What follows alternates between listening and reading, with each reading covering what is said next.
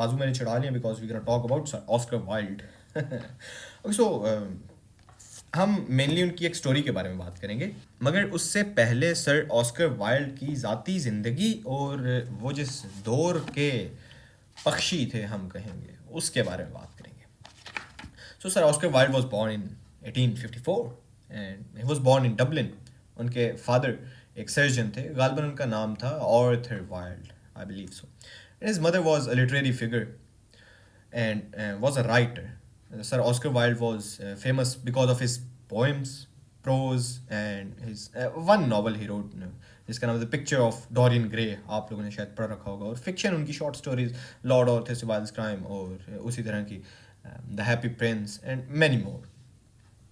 अपनी ज़िंदगी के लिटरेरी सर्कल के शुरुआती दिनों में उन्होंने लिखी बच्चों के लिए बहुत सी कहानियाँ, चिल्ड्रन स्टोरीज लिखी और वो बहुत मशहूर भी हुई. And sir Oscar Wilde was famous because of his flamboyant appearance and his aestheticism and art for the sake of art, like his artistic features. He was famous for that as well. Like he was famous for his even appearance. He was a beautiful guy, a handsome guy, we would say.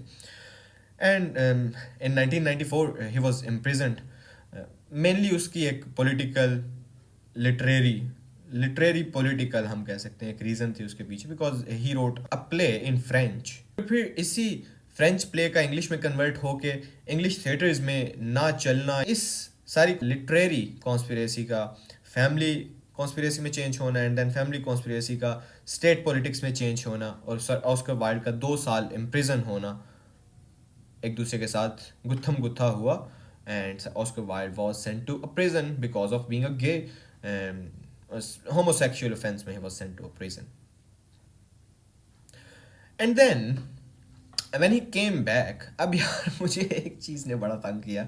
So Oscar Wilde, a kind of a guy, a very gay guy, like a joyous person, a flamboyant person, aesthetic art, ये वो उठा के उसको फेंको labour camp में.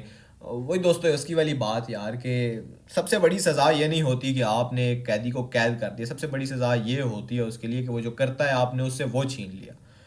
आज़ाद रहना खुद में एक चीज़ है, मगर आज़ाद रह के आप कुछ करते हो जो ग़ुलाम होकर या कैद में होकर आप नहीं करते हो, तो वो ग़ुलाम होना तो या फिर कैद में होना तो एक सज़ा है ही है, मगर वो जो आप करते थे ना कर पाना एक अलहदा सज़ा है.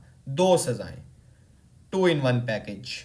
सर ऑस्कर वाइल्ड को पकड़ा दिया गया, ये लो भाई जाओ आप. और फिर तीसरी सज़ा ये कि उस बंदे से जिस बंदे ने शायद अपनी पूरी ज़िंदगी इधर से उठा के ईंट उधर ना रखी हो, आप उसको कहो जाओ भैया आज से आप हो लेबर कैंप में. एंड खुदा जाने labour camp, whatever the labor camp is, whatever they would be doing with Sir Oscar Wilde, I don't know. So when he came back, he was bankrupt and he was not able to afford his own existence. So he was sent to France by a few of his friends. और France रहते हुए उन्होंने फिर अपनी आखिरी poem लिखी और बहुत फेमस पोएम लिखी जिसका नाम था The Ballad of Reading Gaol. Yeah, The Ballad of Reading Gaol. I want to read this poem. I would read this poem someday. अब तो हो गई हमने सर ऑस्कर वाइल्ड की ज़ाती ज़िंदगी को थोड़ा सा 4 मिनटों में हमने कहीं ना कहीं समो दिया है. थोड़ा बहुत इंसान ने इतनी बड़ी ज़िंदगी गुजारी है, क्या क्या कहानियाँ उसने नहीं लिखी. आप मैं उनको शॉर्ट स्टोरी की लिस्ट अगर आपको सुनाऊँ तो कुछ शॉर्ट स्टोरीज की, sir Lord Arthur Wilde's crime, the Canterville ghost, the modelling millionaire, the young king, the fisherman and his soul, the happy prince जिसके बारे में आज हम बात करेंगे, and the devoted friend. And another, the portrait of Mr. No, that's not a story, but the portrait of Mr. W.H. Picture of Dorian Gray. And then huge screenplays and plays like A Woman of No Importance, An Ideal Husband, and The Importance of Being Earnest, and his poem, his masterpiece. अब उसकी ज़िंदगी को 4 मिनटों में क्या बंदा समझ सकता है, मगर कोशिश कर सकता है कि कुछ बैकग्राउंड उसका दे दिया जाए एक ऐसे शख्स का कि जिसके बारे में बात की जानी है आज. अब हम उस दौर के इंग्लैंड के बारे में बात करते हैं. देखिए सबसे पहले हमें यह समझना होगा कि पैसा, दौलत, धन जब भी आता है ना तो वो अपने साथ एक चीज़ को लेकर आता है. वो बेसकूनी होती है, इंटरनलाइज बेसकूनी होती है. और जब खास तौर पे वो शुरू में आ रहा होता है और ख़ास तौर पे जब वो अपनी पीक पे पहुंचा होता है, बिल्कुल थ्रेश होल्ड के ऊपर होता है, when that is at this place, and you would know कि when it is at this place it would come back to zero. And 1900s हमने पहले एक दफ़ा बात की थी ऑल्डस हक्सले की बुक की, तो 19th और 20th सेंचुरी किस तरह से एक बहुत बड़ा अजाब अलीम और अजाब अजीम बनी थी इंसानियत के ऊपर। कुछ सदियां जो इंसान हमेशा याद रखेगा भाई इसमें बजी थी हमारी, वो 19वीं 20वीं सदी थी। और उसमें ख़ास तौर पे ब्रिटेन एक बहुत बड़ी एम्पायर था उस दौर की। और जब एक बहुत बड़ी एम्पायर होती है तो वहाँ पर एक ख़ास क्लास जन्म लेती है, और वो ख़ास क्लास में से सर ऑस्कर वाइल्ड थे। मगर उस ख़ास क्लास की खासियत ये होती है कि उसमें कुछ ख़ास होता नहीं है। वो दूर से नज़र आ रहा होता है फूल, मगर उसके करीब जाकर जब देखा जाए तो वो एक ऐसा कैक्टस है जिसके कांटे बाहर की तरफ भी नहीं, अंदर की तरफ उभरे हुए हैं। बाहर से वो एक बड़ा खूबसूरत आपको प्लेन, वो क्या कह सकते हैं इस, yeah, that's that a plane like this paper it would be. But when we would go inside of it, you're gonna see um, the suffering of joy and the suffering of suffering, double fold, twofold suffering. And that's a special kind of suffering they have. They don't have this type of suffering के ये जो बंदा पहन के रखा हुआ है, jealousy factor एक होता है ना, and that's or elite is full of jealousy factor. It was always full of like jealousy factor. अब बात ये नहीं है कि इसने जो पहना हुआ है मुझसे बेहतर क्यों पहना हुआ है, बात ये है कि मैंने इससे बेहतर क्यों नहीं पहना हुआ। Getting me? एक तो ये जेलसी हुई ना कि इसने मुझसे बेहतर क्यों, ये मुझसे बेहतर क्यों है, और एक ये जेलसी भी है कि मैं इससे बेहतर क्यों नहीं हूँ। हैं दोनों एक ही हैं, मगर जब सोच का जाविया बदल जाता है और ये आ जाता है कि मैं इससे बेहतर क्यों नहीं, कभी कभी ये एक मोटिवेशन बन जाता है, कभी कभी ये सब्लिमेशन में आ जाता है, और कभी कभी ये एक बहुत बड़ी जेलसी बन जाती है जो इंसान को खा जाती है, जो उसको बिल्कुल उसी तरह के कैक्टस की तरह बना देती है कि जिसके कांटे अंदर की तरफ उभरे हुए हों। And Sir Oscar Wilde was always talking about utopia. Another point to prove my point. Sir Oscar Wilde was always talking about utopia while living in Britain. Wasn't Britain a utopian state at that time? If it were, then Sir Oscar Wilde would never have been talking about it, because he is on self said a map of the world that does not include utopia is not worth even glancing at, for it leaves out one country at which humanity is always landing, and when humanity lands there, it looks out and seeing a better country. Set sails, progress is the realization of utopia. He's trying to advise the people of his time that progress is the realization of utopia. Progress करो, but then आओ भाई आपको हम डालते हैं labour camp में। Progress तो कर लेंगे, आप लेबर कैंप में जाओ, आप जरा सैर करके आओ, बाहर आना, प्रोग्रेस ही प्रोग्रेस, यूटोपिया बना देंगे आपके लिए ब्रिटेन को।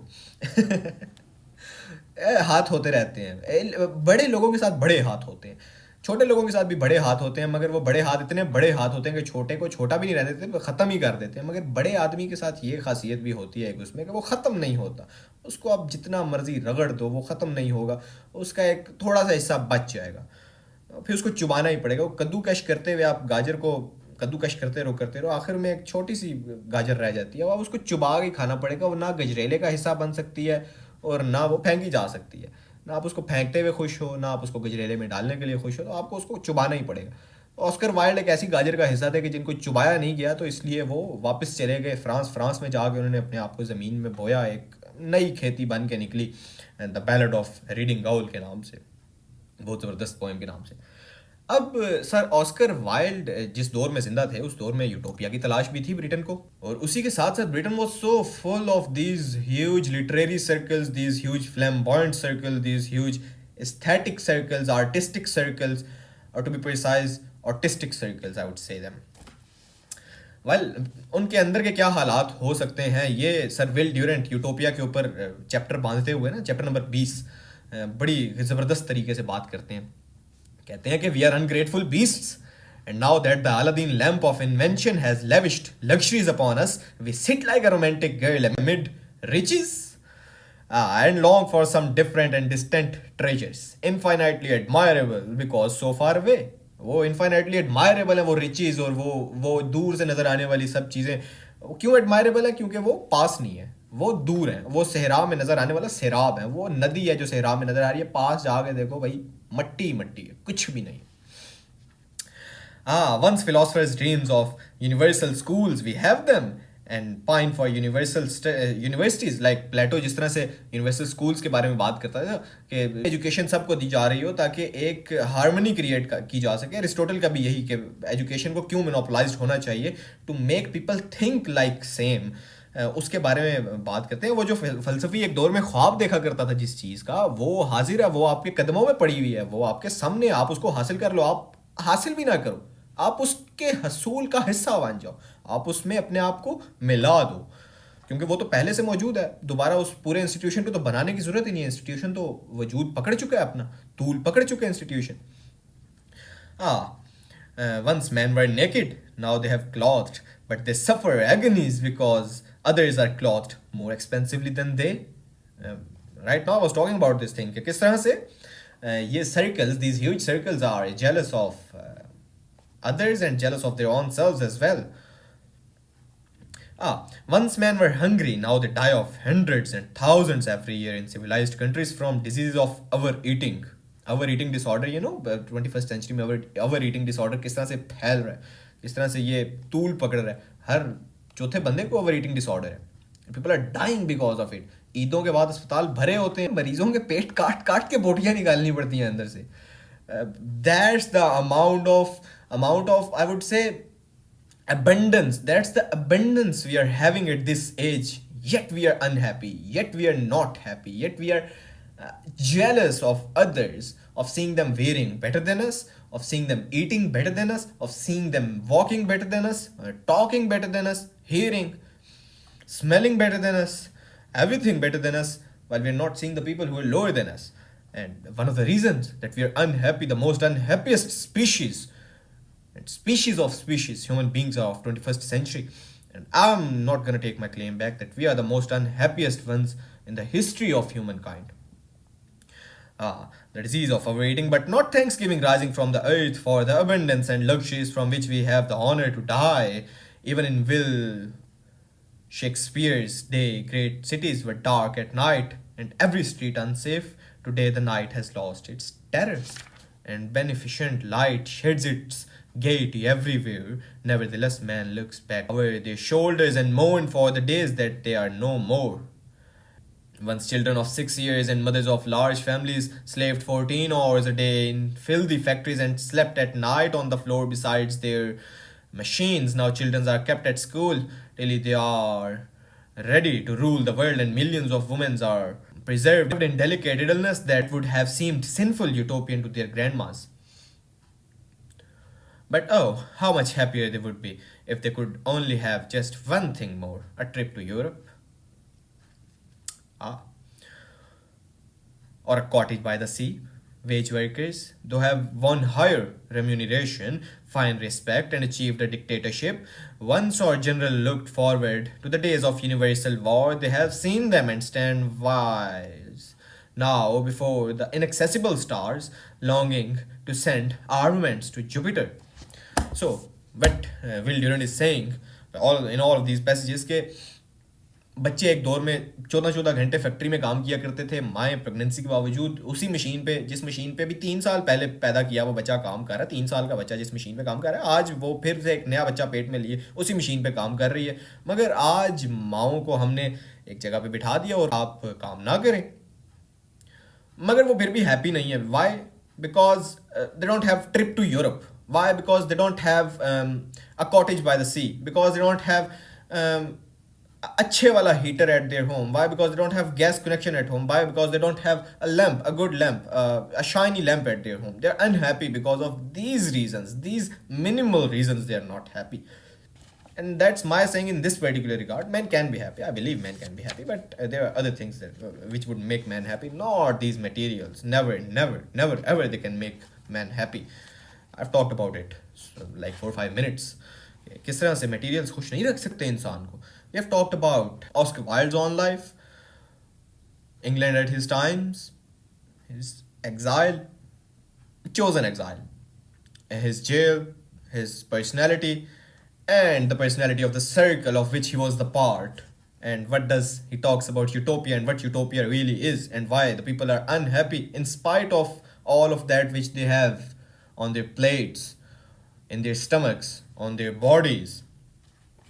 Now we're going to talk about a story, A Happy Prince. The Happy Prince was written for children, but that's a story which tells so much about a writer Even when he tries to write for children, he is not writing for children, और he is writing a thing कि जो बच्चे भी पढ़ के अजीब महसूस करें और जो बड़े भी पढ़ के अजीब महसूस करें कि ये चल क्या रहा है, like what's happening and what's the सियाको सबाग of this all what we have read.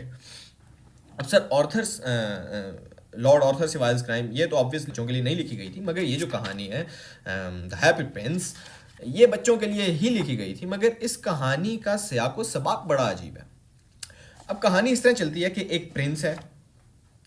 अब प्रिंस के साथ होता यह है कि वो अपनी ज़िंदगी में बड़ा खुश, वो एक इस तरह की जगह पे रहता है जहाँ सफरिंग आती ही नहीं है, और ज़िंदगी की खुशियों के हसूल को ही ज़िंदगी का मकसद बना कर रखता है और हमेशा खुश रहता है. He is happy, he had been happy all his life. मगर जब वो मरता है तो फिर उसका एक बड़ा मुजस्समा लगाया जाता है टाउन के बीचों बीच.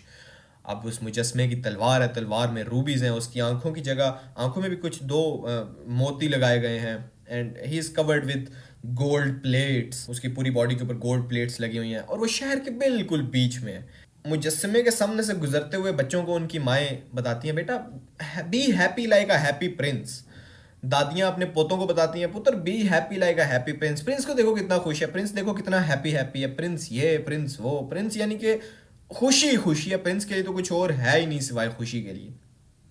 अब एक दिन वहाँ से एक स्वॉलो जा रहा होता है, एक परिंदा गुजर रहा होता है. अब सर्दियाँ आती हैं, परिंदे माइग्रेट करते हैं, एशिया में आते हैं परिंदे, इजिप्ट में जाते हैं परिंदे, वेस्ट के परिंदे ईस्ट में आते हैं, ईस्ट के परिंदे मे बी वेस्ट में जाते हैं, और आई डोंट नो अबाउट परिंदाज that much. I should know about this thing as well. Next video would be on parindas, or some novel about parindas, about birds. अब होता यह है कि भाईजान परिंदा जा रहा है, परिंदा देख लेता है हैप्पी प्रिंस को, परिंदा उसके नीचे बैठता है, परिंदा बैठता है, कतरा पानी का गिरता है, परिंदा ऊपर देखता है, यार ये क्या बात हुई है, कैसा मुजस्मा है, इसके नीचे बैठा हूँ तो ये पानी गिर रहा है मेरे ऊपर. वो एक ही स्वॉलो होता है, बाकी सारे जा रहे होते हैं, वो एक ही बैठता है कुछ देर आराम करने के लिए. तो वो फिर से देखता है, फिर से कुछ नहीं, फिर से देखता है, फिर से कुछ नहीं. अब वो गौर करता है तो प्रिंस की आंखों में से पानी आ रहा होता है, प्रिंस इज क्राइंग. अब वो जाता है प्रिंस के पास, प्रिंस को कहता है हुआ क्या है. तो प्रिंस तुम क्यों रो रहे हो ना. तो प्रिंस उसको कहता है कि मैं तुम्हें बताता हूँ कि मुझे हैप्पी प्रिंस कहा जाता है इस टाउन में, but I am so sad. वो कहता है क्यों sad, why are you sad. He says कि पहले मैं अपनी ज़िंदगी में बड़ा खुश रहता था, मैं एक ऐसी जगह पे रहता था जहाँ पर सफरिंग बिल्कुल नहीं आती थी, मैं एक ऐसी जगह पे रहता था जहाँ पर खुशियाँ ही खुशियाँ थी, मैं एक ऐसी जगह पर रहता था जहाँ पे दुख का ज़िंदगी के साथ कोई वास्ता नहीं था. वही बुद्धा वाली बात है कि इतनी ऊंची कर दो दीवारें और फसीलें के बाहर से मंगते नज़र ही ना आए. मैं तो बड़ा खुश था, मगर मैं जैसे ही मरा इन खबीसों ने इतना ऊंचा मुजस्समा मेरा लगा दिया टाउन के बीच में. मैं इधर देखता हूँ तो यहाँ पे सफरिंग, उधर देखता हूँ तो वहाँ पे सफरिंग, इस घर में झांकी मारता हूँ तो इधर सफरिंग चल रही है, उस बैठक में झांकी मारता हूँ तो उधर सफरिंग चल रही है. तो ज्यादती कर दी गई है मेरे साथ. अभी मैं देख पा रहा हूँ एक औरत को कि जिसका बच्चा भूखा बैठा हुआ है, और वो उसको सिवाय दरिया के पानी के और कुछ दे नहीं सकती है क्योंकि वो मसरूफ़ है, उसके पास कुछ है नहीं है. तुम इस तरह करो कि मेरी तलवार में से एक नगीना निकालो और जाके उस बच्चे के आसपास कहीं रखाओ, ताकि उसकी माँ उस नगीने को बेच कर कुछ दे दे, कुछ खिला दे. ऐसा होता है. परिंदा जो होता है वो दोस्ती कर चुका होता है उसके साथ, वो एक निकालता है एक नगीना उसकी तलवार में से, चुनता है, चुन के वहाँ पर जाके रख आता है. अब happy prince is again happy to see it कि यार वाह, मेरा यहाँ पे मुजस्समा होने का फ़ायदा मैंने पहुँचा दिया है. अब होता यह है कि वापस आता है परिंदा, परिंदा वापस आता है तो हैप्पी प्रिंस उसको कहता है एक दिन और रुको. एक दिन और रुकते हैं. अगले दिन वो हैप्पी प्रिंस एक और घर को देखता है, और एक और घर में एक राइटर को देखता है, और इस राइटर को देख के वो कहता है कि ये तो अभी तक कुछ लिख नहीं पा रहा, भूखा पेट और ये सर्दी में बैठा हुआ है. तो इस तरह करो कि तुम, मेरी आंख में एक नगीना है, इस नगीने को निकाल लो. और वो नगीना आंख ही है. वो उस परिंदे को कहता है आंखों में से नगीने को निकालो, मगर परिंदा कहता है किस तरह निकाल लूँ, ये I have made you my friend, I can't make my friend blind. वो कहता है do as I am saying you. That plucks that nagina out of his eyes, plucks his eyes out of his eyes socket, और वो जाके उस writer के table पे रख के आ जाता है. वो राइटर कहता है वाओ मुझे मिल गया, यानी मेरी मेरी मेहनत का फल मुझे मिल गया. He doesn't even think about anything else other than his own मेहनत और मेहनत का फल. इस सारे कार्यक्रम में एक रात और गुजर जाती है. अब हैप्पी प्रिंस उसको फिर से रोक लेता है परिंदे को. परिंदा कहता है यार मैंने जान दे, मैं जाना है भाई, क्या कर रहे हैं तू, पागल तो नहीं, मेरा इजिप्ट जाना है, मैं इतने सर्दी नाल ठठर के मर जावांगा मैं. हैप्पी प्रिंस कहता है you have called me your friend ना, so now you have to stay with me. एक रात आती है हैप्पी प्रिंस उसको बताता है कि मैं अब एक और जगह पर सफरिंग देख पा रहा हूँ, तुम क्या मेरी दूसरी आंख निकाल सकते हो? वो परिंदा परेशान हो जाता है। वो परिंदा कहता है blind, you would get blind, अभी तो आप सिर्फ एक आंख के हो, आप दोनों आंखों से रह जाओगे, I can't do this with you, you are my friend. Happy prince उसको कहता है कि do what I am telling you, take it as an order. परिंदा ऑर्डर ले लेता है और उसकी दूसरी आंख भी निकाल के ले जाता है और एक जगह पर रख देता है। हैप्पी प्रिंस ने जिस चीज़ के लिए वो आंख दी थी वो काम हो गया, परिंदा भी खुश, हैप्पी प्रिंस भी खुश। मगर अब परिंदा जब वापस हैप्पी प्रिंस के पास आता है तो उसको कहता है कि now you are blind and since I have called you my friend, I can't leave you at this thing, I can't leave you at this point, I would stay with you and I would not go to Egypt even if I die. Happy prince को रोज़ वो अपने इर्द गिर्द चीज़ों के बारे में और जहाँ से वो आया और एक बहुत बड़ी मुजस्समे और वो बड़े बड़े ताबूत जो इजिप्ट में उसने पिछले साल की जर्नी से लाइक अपनी आंखों में भरे थे, वो सब आके हैप्पी प्रिंस के कानों में वो बोलता जा रहा है, बोलता जा रहा है। मगर हैप्पी प्रिंस उसको कुछ देर बाद कहता है कि मुझे वो ना बताओ, मुझे वो खुशियों के बारे में ना बताओ, मुझे इस शहर के दुखों के बारे में बताओ कि जहाँ का मैं प्रिंस था और जहाँ पर आज मेरा मुजस्समा लगा हुआ है। हैप्पी प्रिंस को वो परिंदा बताना शुरू करता है, वो स्वॉलो बताना शुरू करता है और हैप्पी प्रिंस उसको आहिस्ता आहिस्ता सुनकर कहता है कि ये मेरे ऊपर ना गोल्ड लीव्स हैं, इससे अगर कोई एक एक गोल्ड लीफ को उतार उतार कर ना उन सब भूखे बच्चों को देते जाओ, उन सब भूखी माओ को देते जाओ, उन सब भूखे फ़कीरों को देते जाओ कि जिनको मेरे इन शीट्स ऑफ गोल्ड की ज़रूरत है, उनको देते जाओ। और स्वॉलो यही करता है, उतारता जाता है, उतारता जाता है, उतारता जाता है, उतारता जाता है और देता जाता है, उन सब फेंकता जाता है, उन सब के घरों के ऊपर, उन सब माओ की झोलियों में, उन सब बच्चों के सरों पे, उन सब मांगने वालों के कासों में। और एक दिन ऐसा आता है कि हैप्पी प्रिंस अपने रंग से जाता रहता है, स्वॉलो भी मर जाता है, हैप्पी प्रिंस का दिल जो लीड का बना हुआ है वो भी नीचे गिर जाता है और टूट जाता है। अब परिंदा अपनी आखिरी उड़ान भरता है, हैप्पी प्रिंस के कान के पास जाके बैठता है और हैप्पी प्रिंस को लगता है कि अब परिंदा इजिप्ट की तरफ जा रहा है, मगर परिंदा तो मरने वाला है। परिंदा हैप्पी प्रिंस के कान में आकर बताता है कि मैं मरने वाला हूँ और हैप्पी प्रिंस का दिल जो लीड का बना हुआ था गालिबन वो नीचे गिरता है और टूट जाता है और परिंदा भी नीचे गिरता है, मर चुका होता है नीचे गिरते हुए। वहीं से शहर का मेयर आता है, शहर का मेयर गुजरता है, देखता है यार ये क्या मुजस्समा, ना इसकी सॉर्ड के ऊपर मोती, ना इसकी आंखों में रूबीज, ना इसके ऊपर वो सोने की पुरकारियाँ, ना इसके ऊपर वो गोल्डन कलर, इसकी तो सारी शान शौकत ख़त्म हो गई है, इसको उतार दो। और नीचे देखता है परिंदा मरा हुआ, स्वालो मरा हुआ पड़ा। वो कहता है पता नहीं है तुम्हें, स्वालोस का मरना बंद करो, यहाँ पर स्वालोस का मरना बना, एक नया कानून बनाया कि स्वालोस इस मुजस्मे के आसपास नहीं मर सकते, मगर ये मुजस्मा भी यहाँ से उतार दिया जाएगा। आदमी क्या क्या कंट्रोल करने की कोशिश करे। अब होता यह है कि उतार दिया जाता है वहाँ से मुजस्मा हैप्पी प्रिंस का। अब वहाँ पर एक नया मुजस्मा लगना है और मेयर साहब कहते हैं अब यहाँ पर मेरा मुजस्मा लगेगा, लवा लो भाई, तुसी भी तक लो। एक नई स्वालो, एक नया हैप्पी प्रिंस, हैप्पी मेयर और एक नई कहानी दुखों की, दर्दों की। एक ऐसा प्रिंस के जिसने अपनी पूरी ज़िंदगी खुशी से गुजारी, आज वो बिला वजह के दुख का शिकार है और वो सब दुख जो उसने नहीं दिए उनका खुमियाजा उसको भुगतना पड़ रहा है और उनके लिए अपनी ज़ात के अंदर से अपनी ज़ात को काट काट के फना करके उन सब लोगों को खुश रखने की ज़रूरत पड़ रही है कि जिनके दुख की वजह प्रिंस नहीं बना। यहाँ पर ऑस्कर वाइल्ड इंसान की सफाकी और इंसान की खूबसूरती दोनों ही को एक चाइल्ड स्टोरी में भर रहे हैं।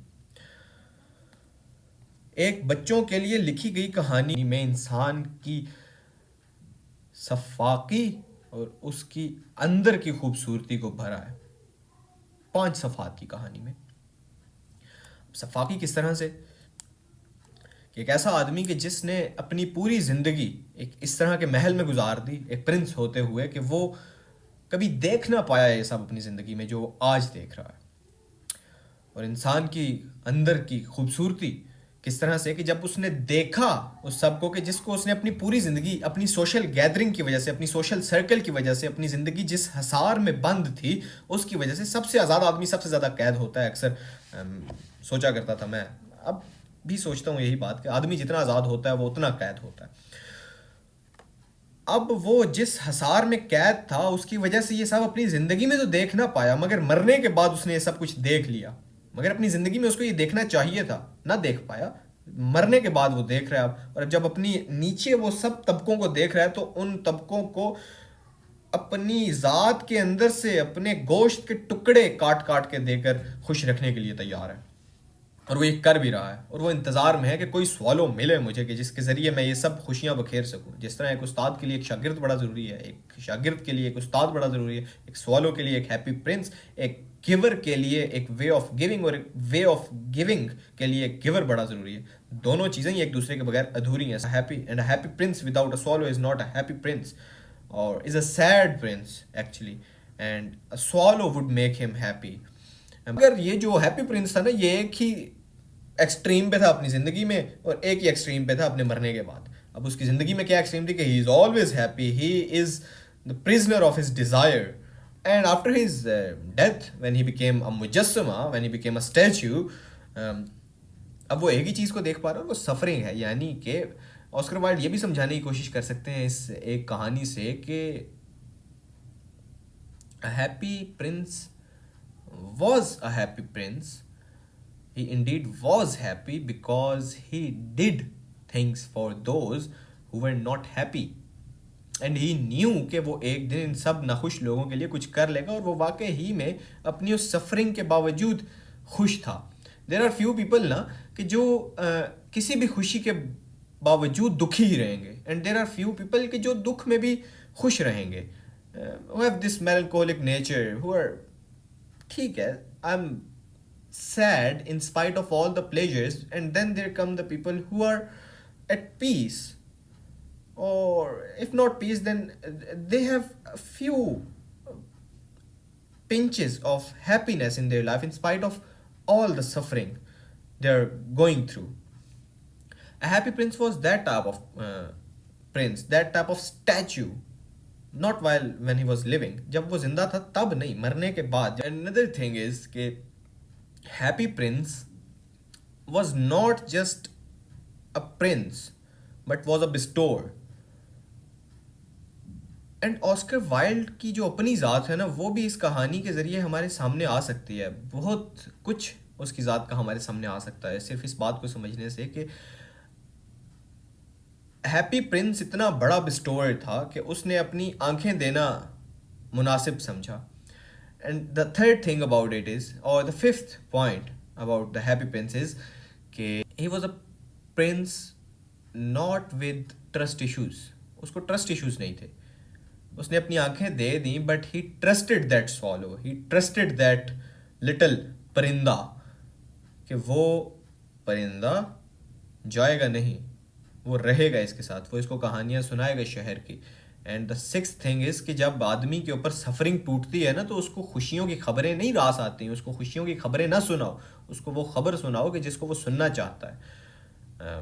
और वो खबर है बिस्टोर के बारे में। ख़ास तौर पे मैं इस टाइम बात करूँ एक गिवर के बारे में, मैं एक गिफ्टर के बारे में बात करूँ इस टाइम।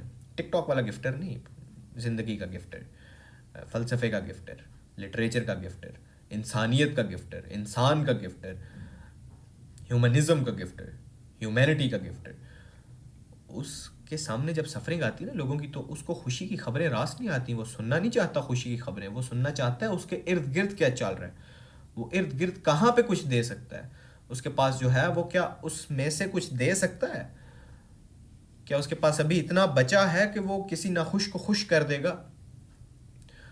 ये हर गरीब से ज़्यादा गरीब एक आदमी होता है ना। हैप्पी प्रिंस क्या, उसके सारे झूठ चले गए, उसकी दोनों आंखें चली गई, उसकी तलवार के नगीने चले गए, उसके पास रह क्या गया है, मगर उसके पास कुछ रह तो गया है जो किसी के पास नहीं है। एक मंगते के पास गोल्ड लीफ नहीं है, सिगरेट नहीं, गोल्ड लीफ लाइक वो जो लगाते नहीं, एक माँ की झोली में गोल्ड लीफ नहीं है, एक बच्चे की जेब में गोल्ड लीफ नहीं है कि जिसको बेचकर वो खाना खा सकते हैं, या फिर वो माँ जो बेचकर दूध लेके आ सकती है अपने बच्चे को पिलाने के लिए। एक मंगता जो अपनी बीवी के पेट में कुछ डाल सकता है कुछ इस गोल्ड लीफ के बाद, बेचने के बाद। अब हैप्पी प्रिंस के पास तो है, उसको ज़रूरत नहीं है उसकी, अब वो दे रहा है, बिस्टो कर रहा है। उसने अपनी एस्थेटिक्स का ख्याल नहीं रखा, उसने अपनी खूबसूरती का ख्याल नहीं रखा, उसने देना मुनासिब समझा। Yeah, that's what I had to talk about Sir Oscar Wilde's short story, mm, The Happy Prince. I think so you're gonna get this book at readings. या रीडिंग्स के पास है ये किताब, बहुत ज़बरदस्त किताब है। इसके अंदर सिर्फ ये एक शॉर्ट स्टोरी नहीं है, बल्कि 4 से 5 और भी हैं जो रीडिंग्स ने शाया किए। Well I have this penguin popular and I love ये फटी हुई किताबें हैं। ये फटी हुई किताबें बड़ी खूबसूरत होती हैं। कुछ बिखरे हुए बाल, फटी हुई किताबें, ये कटी हुई शर्ट्स, और ये गंदे सफ़ेद सफ़े, और हाँ, ये सब कुछ मुझे बड़ा अच्छा लगता है। शुक्रिया, अपना ख्याल रखिए, और you can subscribe if you want to. That would not help me out in any regard, but या मे भी कुछ होता ही होगा सब्सक्रिप्शन वगैरह से, मुझे पता नहीं है इसके बारे में इतना। We have watched till now, I hope that you would subscribing and liking it and writing a little comment about how you felt watching this video and what was the best part of this video. And what's more, like, yeah, I've used this book and this book, and while talking about bestowers and stuff, I had few references from this book. And nah, that's the politics. Actually, Nicomachean Ethics, in this book he talks about I would tell you, he talks about prodigality, liberality, and that's the book of Aristotle.